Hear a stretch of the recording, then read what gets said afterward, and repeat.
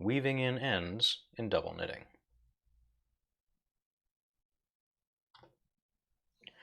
So weaving in ends in double knitting is something that's been requested of me a number of times, and so when I did my last intro class, I saved the sample. I left the tails nice and long. I even left an extra couple of them here, so that you can see what we would do if we were weaving in ends from the edges, the corners, and also from the middle. So the very first thing that I want to show you is that double knitting is hollow. And if I separate the two layers, you can see that because it's hollow, it makes it very easy to hide the ends. But you also do want to make sure that you have an option to anchor the ends as you go. Now, because the motif that's in here is all linking the fabric together as color changes are made, passing the ends through the color changes will actually anchor the ends quite nicely. So I'm going to weave in these ends. I'm going to weave them together, actually. You can do them separately, but just for expediency here, I'm going to thread them on together.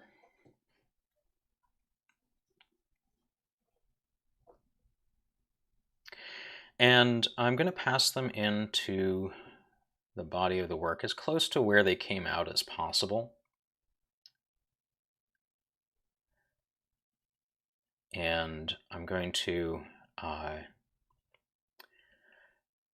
just pass it through in between the layers, and I sort of wiggle the needle around a little bit to make sure that it's traveling between the layers, and then I let it stick out a little bit here. You can see it's sticking out one face of the work. Now at that point I'm going to flip it over. I'm going to make sure that it hasn't come out and then back in again in a place that I couldn't see it. So since it hasn't, I'm good to go, and I can go ahead and pull.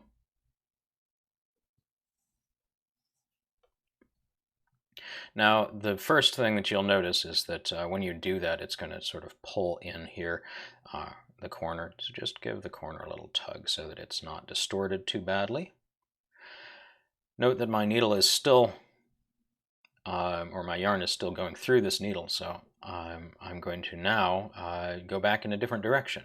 So there are color changes here, and it anchors the fabric together, and it also gives a little fulcrum for the yarn to go around. So I'm going to go off in a different direction here. I'm going to try to push it through as many color changes as I can, because those are places where the fabric grips together and therefore are going to give a little more anchoring for the ends. Again, flip it over to make sure that it's not passing out and then back in again. And as you pull it through, you'll notice there's a little bit right there. Just tug in until that disappears, but don't pull it too tight. You just want to make sure that you're not distorting the fabric as you go. Now I'm going to just snip this close. I can go further, but just for the sake of illustration, I'm just going to snip it right there at the base, and I'm going to give it a little tug, and it disappears. So that's one thing that you can do, and I want to show another neat little trick here.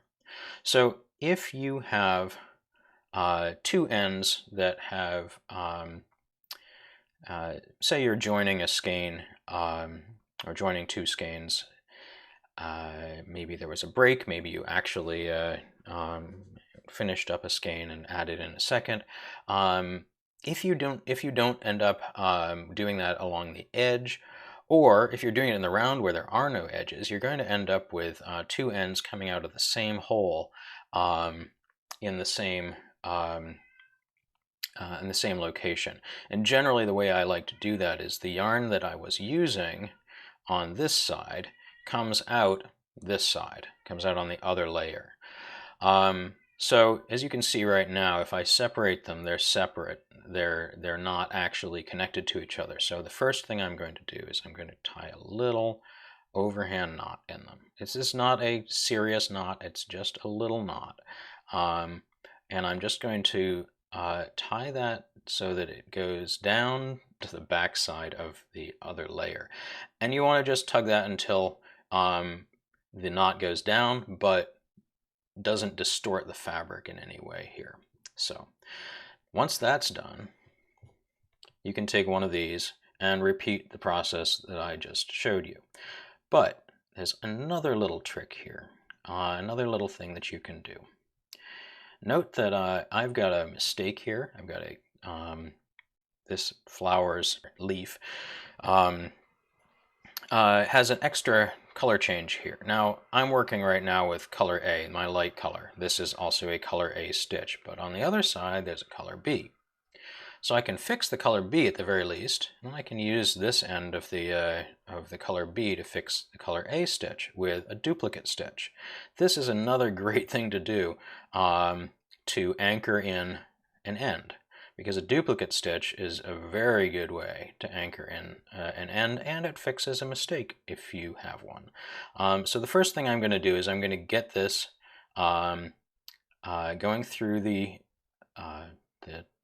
two layers and coming out on the other side, just so that I have it in a place where I can see the stitch that I need to fix. So I've pulled it through, and now I'm going to bring it up.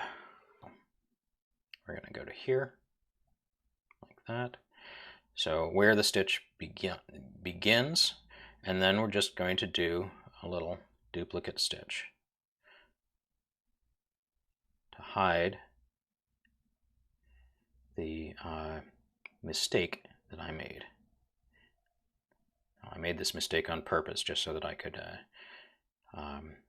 illustrate this.